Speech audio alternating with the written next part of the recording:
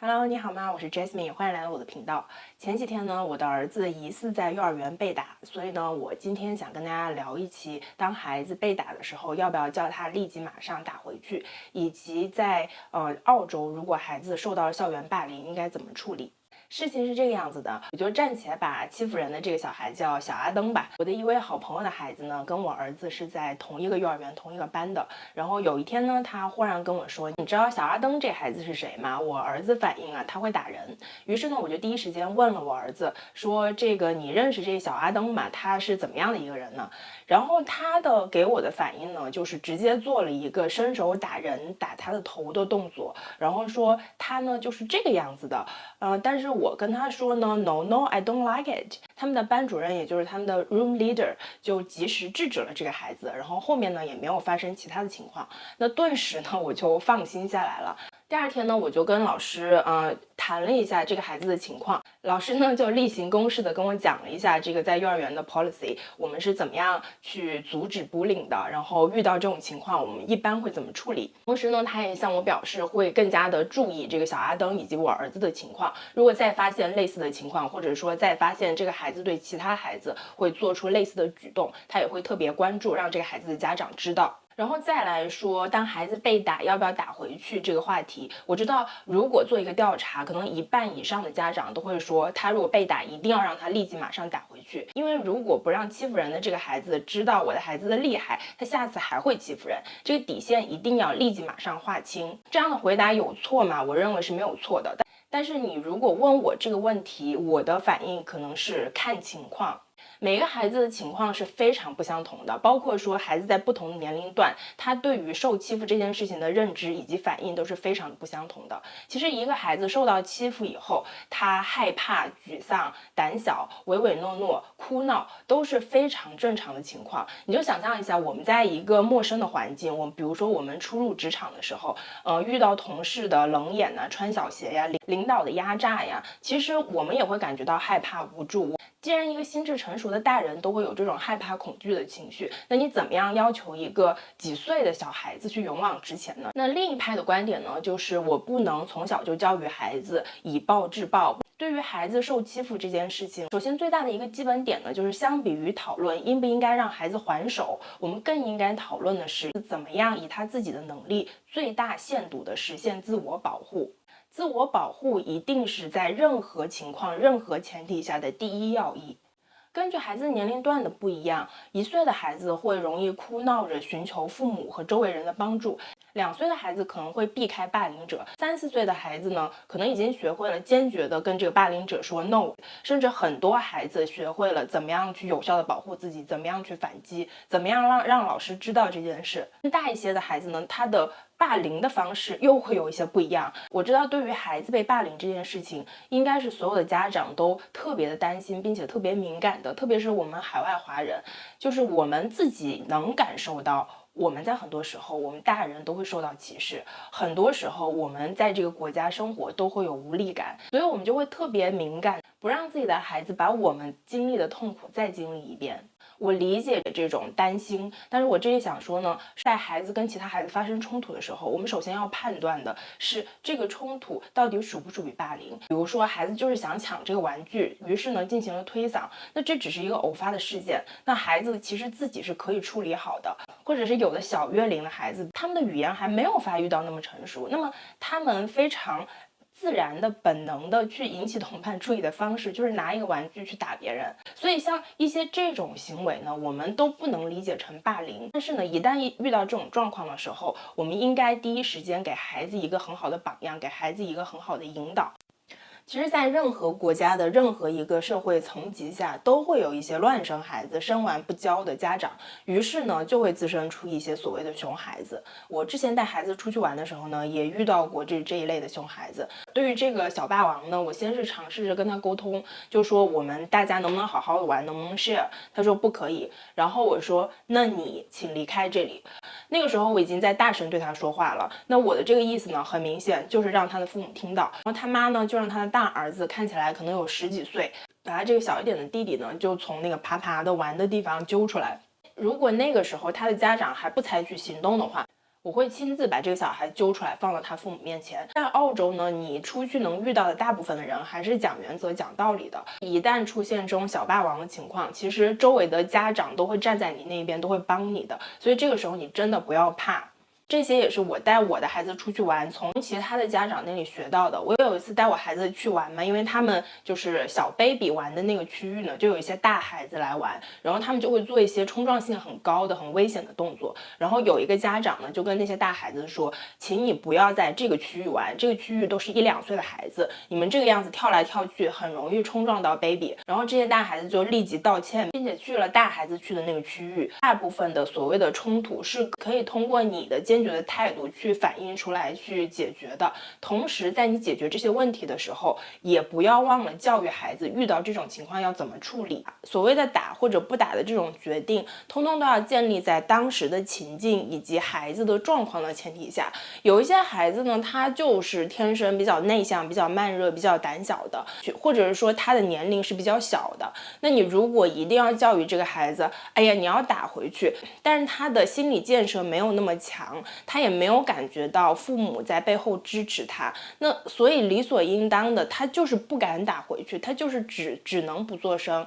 而这个时候呢，你又说，哎你怎么不打回去，怎么那么怂呢？这就会让孩子不仅是受到了欺负，我很难过很委屈，然后家长还要怪罪他怂，只有给孩子无形当中增加了更多的心理负担。那你可想而知，在这个长久的这个成长过程中，这个孩子的心理状况会一步一步的变得更差。那很多校园霸凌其实欺负的就是这些孩子。当然有一些孩子性格比较外向，那长得也是比较高大的，那他有可能就会说，那我就打回去吧。我不能说这个不好，但是要防止它发展成另外一个极端，就是任何问题都用暴力解决。那种非常暴力、脾气非常的暴躁、情绪非常不稳定的孩子，其实是更让父母担心的。他会发展到他的这个自我根本就形成的不完善，他遇到任何事情都用暴力解决。把他送到幼儿园，他就会攻击其他的孩子，在家里会任意的去攻击爸爸妈妈，攻击家里的老人，这同样也是非常危险的。所以我们更应该让孩子清楚的是，第一，没有任何人有资格伤害你；第二，一旦是有人伤害到你了，打到你了，你应该第一时间对他表示你不应该这样做，你这样做是不对的，请你向我道歉。同时也要寻求爸爸妈妈或者是老师等等周围大人的帮助。第三，如果欺负你的这个人在你明确的表达了拒绝、不喜欢这样之后，他还做出同样的欺负你啊、打你的行为，你这个时候就要去做一个判断，你和他之间如果打起来是怎么样的一个状态。如果说你的实力明显弱于他，比如说你被一个高年级的小孩欺负，那你这时候就要想怎么逃跑，怎么让老师知道，怎么让爸爸妈妈知道，去帮你解决这件事情。如果说是一个实力跟你相当的人，那你可以重重的打回去，让他知道他错了，以后不要再以同样的方式对待你。总而言之，你对待霸凌事件，你最需要做的是保护自己，在保护自己的前提下去判断怎么样是一个最好的回应方式。其实学龄前的孩子所谓的这些霸凌事件，大部分还是偶发性的，更偏向于纯肢体冲突的，绝大多数其实并不构成真正的霸凌。那我们很多时候说的校园霸凌，指的是持续的恶性的对一个人或者是某一个群体的伤害。我们经常会看到一些新闻说澳洲有近40%的孩子遭受过校园霸凌，并且其中有一部分孩子几乎每周都会遭受校园霸凌。这个数据我本人是完全相信的，因为我能接触到的在澳洲读过中学的华裔当中，受到过霸凌的真的不在少数。对于确定性的校园霸凌事件，我们应该采取什么样的方法和措施呢？我在网上看到一个5步走的原则，那我这里跟大家分享一下，希望对大家有所启发。第一步呢，就是倾听，要引导他，让他告诉你他当时的感受和情绪，试着去理解他的恐惧和害怕，千万不要去否定这些情绪。第二步呢，稳定情绪，可以先把孩子带离不安全的环境，让孩子的情绪得以稳定。第三步呢，还原事实，等到孩子情绪稳定之后，帮助他还原出霸凌的经过。当然这一点呢要看孩子当时的状况，孩子愿意谈呢就谈，孩子不愿意谈呢就不要强迫孩子去谈，避免强行的让孩子阐述事实而造成对孩子精神上的2次伤害。那第4点呢就是征询孩子的意见。我们父母呢因为爱子心切，很容易忽略孩子的意见而处理这些事情，但是呢一个受到霸凌的孩子，他最有可能产生的这个想法是自己没有能力去掌控很多事情，所以我们需要通过问孩子你觉得应该怎么处理，让孩子重新建立起对于这些事情的掌控感。第5点呢是避免孩子成为下一次校园霸凌的目标，这就需要我们在平时的生活当中呢，鼓励孩子去多参加社团的活动，特别是多参加体育的运动项目。孩子如果身体强壮了，体育好了，同时呢多结交了一些朋友，那么他受到霸凌的概率就会大大降低。当然了，如果是一个确定性的恶性的校园霸凌事件，那我们家长也要坚决的追究其责任。最简单的，我们可以跟老师沟通，让老师采取一些措施，阻止霸凌的孩子对其他孩子造成伤害。比如说让老师阻止这个孩子出现在某一类的场合，或者是让老师通过调换座位把这个霸凌的孩子和自己的孩子分隔开。同时呢，我们也可以首先向学校递交书面的报告，客观的阐述事实，阐述事情的经过，并且写明自己希望的处理结果是怎么样的。如果学校没有做出相应的回应，或者是你满意的回应，那我们就可以考虑做进一步的措施。那在澳洲呢，有很多这个校园霸凌相关的公益机构和组织。维州的教育部呢就有专门的 Bully Stoppers 的部门，从那边呢你可以找到相应的帮助和建议的解决方案。Bully Zero 也是颇具影响力的针对儿童、青少年以及成人的反欺凌及网络欺凌的组织。还有包括 Bullying No Way 是政府的反校园霸凌的网站，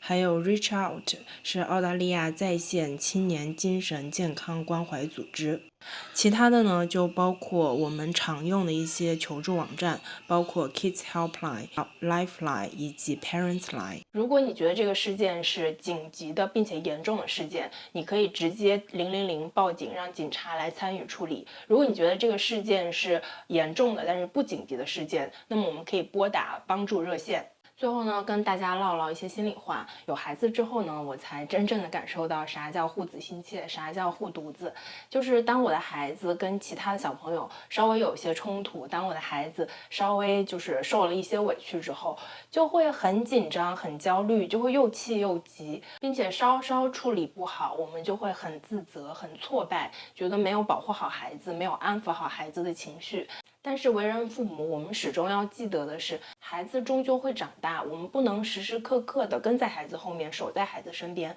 我们能做的只是用爱和陪伴来给予他最大的支持。希望所有的孩子都可以被这个世界温柔以待，同时也希望我们海外华人呢，虽然是身在异国，但是一旦遇到真正的霸凌事件，坚定的做出自己的回应，坚定的通过法律的手段来保护自己，不要让自己和孩子受到伤害。今天的分享就到这里啦，我这个视频提到的所有的网站呢，都会放在视频的描述区里。如果你觉得这个视频对你有帮助呢，别忘了给我点赞，关注我的频道。那我们下期再见喽，拜拜。